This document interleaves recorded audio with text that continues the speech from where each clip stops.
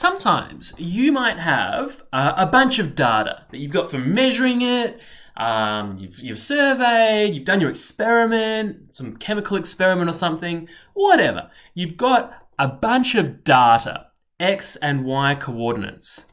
Well, to make it easier to look at that data, explore it, find out what it means, it's useful to be able to see it, to visualize it, to look at it. That's easier than numbers, isn't it? If we could see a graph of this data.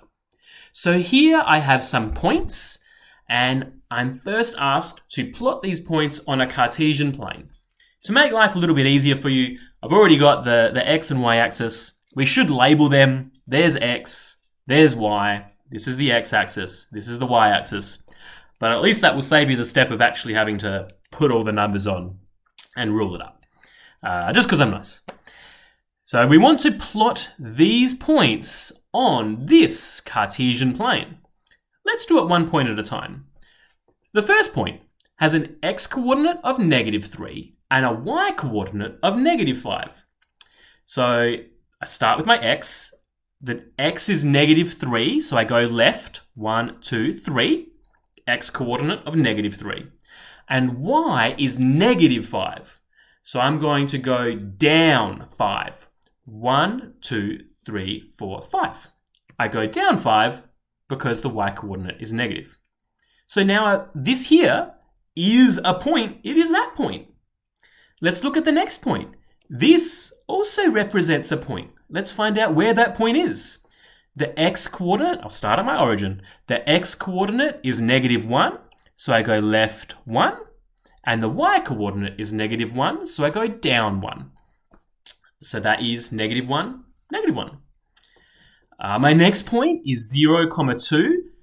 I start at origin. The X coordinate is 0, so I won't move left or right. I'll just stay here. The Y coordinate is 1, +1. So I'm going to move up 1.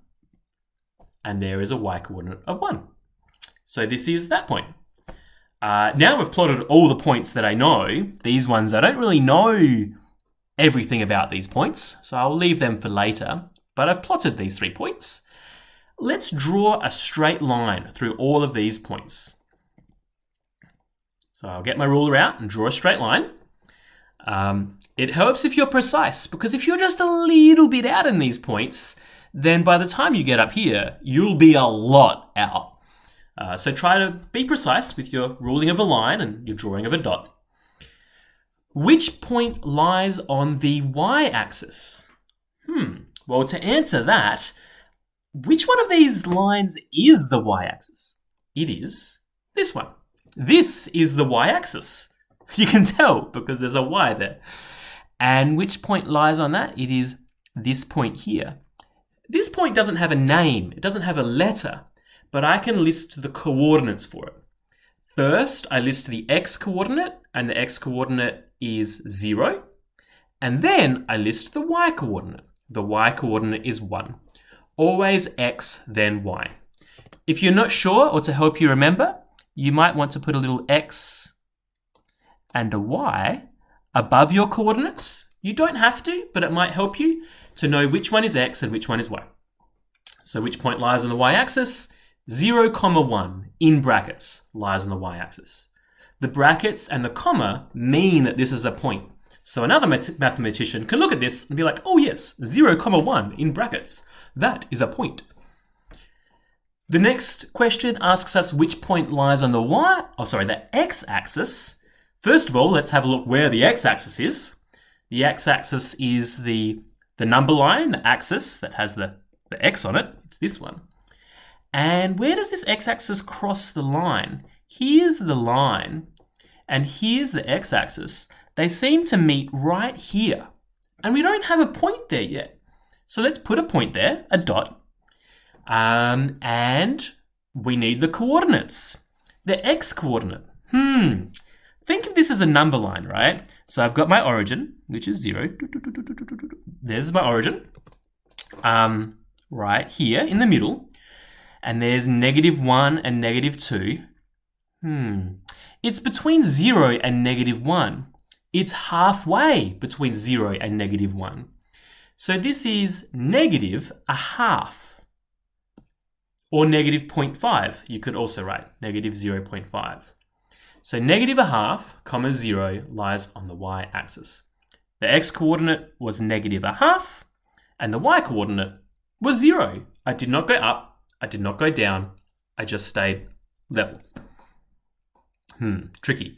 If you're not feeling too confident about that, let me know, because I can give you some things to revise your number line and your fractions on a number line. All right, finally, we're going to complete the table of values. So this point here is done, tick. This point is done, this point is done. Let's look at this point.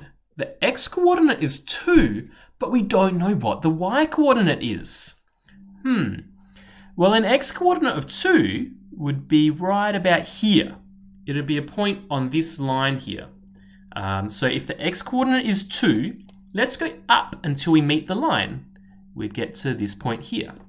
Do you notice that I've put a dot on a point on the line that has an x-coordinate of 2? The x-coordinate here is 2. So the point on the line with the x-coordinate of 2 is right there. I'll put a dot. And now we want to find the y-coordinate. The y-coordinate is where it would meet the y-axis, where it lines up.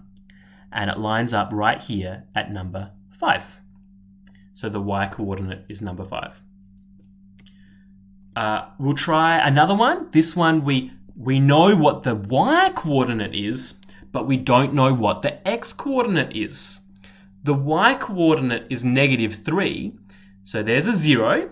To find a y-coordinate of negative 3, I'm going to go down 3. 1, 2, 3, right here. And now I want to line up to get where on the graph has a y-coordinate of negative 3. So I'm going to go across right here. Aha!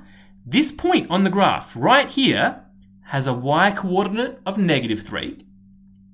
Now I can figure out what the matching x-coordinate would be by going up to the x-axis. And on the x-axis, the matching point has an x value of negative 2. So that x value is negative 2. I hope this has been helpful. If you've got any questions, let me know. And yeah, good luck with the questions. The more practice you get, the better you get at it. It's like a muscle, getting stronger and stronger every day, the more you train. All right, see you everyone.